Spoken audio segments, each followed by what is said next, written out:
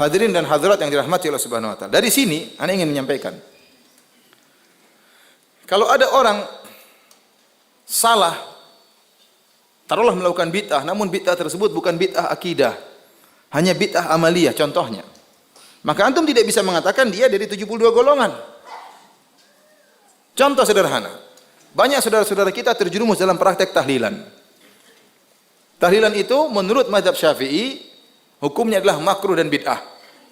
Dan ini dalam buku Imam Nawawi seluruh buku, makanya saya sering tantang, datangkan ulama Syafi'iyah satu saja yang mengatakan tahlilan hukumnya sunnah, datangkan.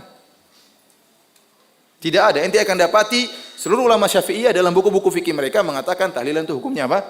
Bid'ah dan apa? Makruh. Sampai perkataan dari ulama Syafi'iyah orang Indonesia yang bernama Muhammad Arsyad Al-Banjari dalam kitabnya Sabilul Muhtadin. Dalam kitabnya Sabilul Muhtadin. Saya bacakan ya. Halaman 503. Sabilul Muhtadin ini Muhammad Arsyad Al-Banjari, ulama besar ya, yang kemudian terkenal di Banjarmasin sampai sekarang punya masjid, ada nama masjid namanya Masjid Sabilul Muhtadin. Dia punya buku kitab fikih. Dia berkata, sunat bagi seisi kampung yang kematian dan seluruh keluarga sekalipun jauh membawa makanan untuk keluarga yang kematian, untuk makanan mereka pada siang hari dan malamnya, atau untuk selama mereka masih dalam keadaan bersedih, hendaklah mereka selalu makan untuk menjaga keadaan kesehatannya. Dia jelaskan sunnahnya kayak apa.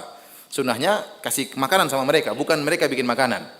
Sunnahnya keluarga jauh pun membantu mereka. Jadi karena mereka dalam kondisi susah, diberi hiburan dengan berikan makanan, mungkin diberikan bantuan uang karena mereka terkena musibah. Orang kena musibah kita hibur dengan beri apa? Makanan. Bukan sebaliknya mereka kerepotan. Kemudian beliau berkata, makruh lagi bid'ah bagi yang kematian membuat makanan untuk dimakan oleh orang banyak, baik sebelum maupun sesudah mengubur, seperti yang kebiasaan dikerjakan oleh masyarakat.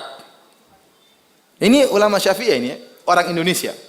Dia mengatakan seperti kebiasaan yang dilakukan oleh apa?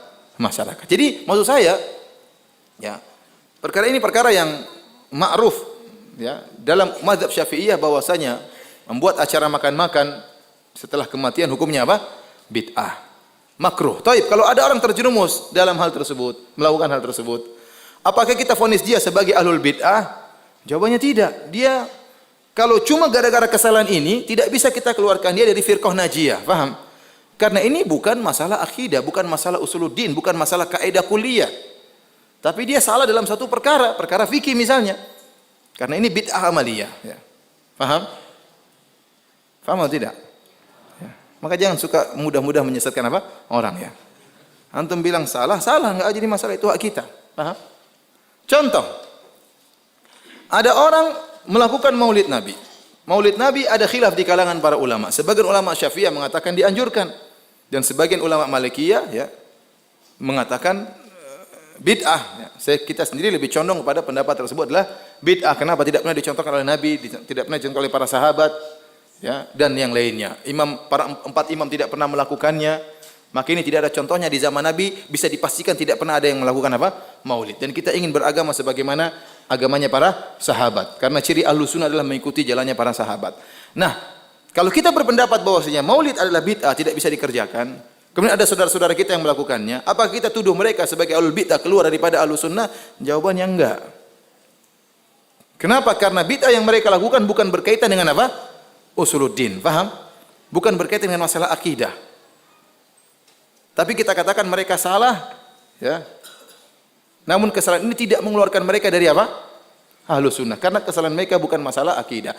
Beda kalau mereka meyakini bahwasanya boleh minta ke kuburan Nabi, ya ini lain cerita.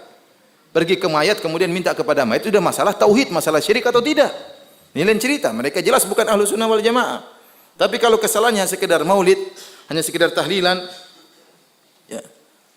Apalagi bid'ah-bid'ah yang lain, ya, karena bid'ah bertingkat-tingkat, ikhwan. Bid'ah bertingkat-tingkat. Bid'ah bertingkat-tingkat. Bid'ah yang mengeluarkan seorang dari Ahlus Sunnah adalah bid'ah-bid'ah besar, bisa bid'ah akidah. Seperti Khawarij, Syiah, Qadariyah, Mu'tazilah. Ini bid'ah-bid'ah besar yang mengeluarkan seorang dari apa? Ahlus Sunnah wal Jamaah. Paham? Ya.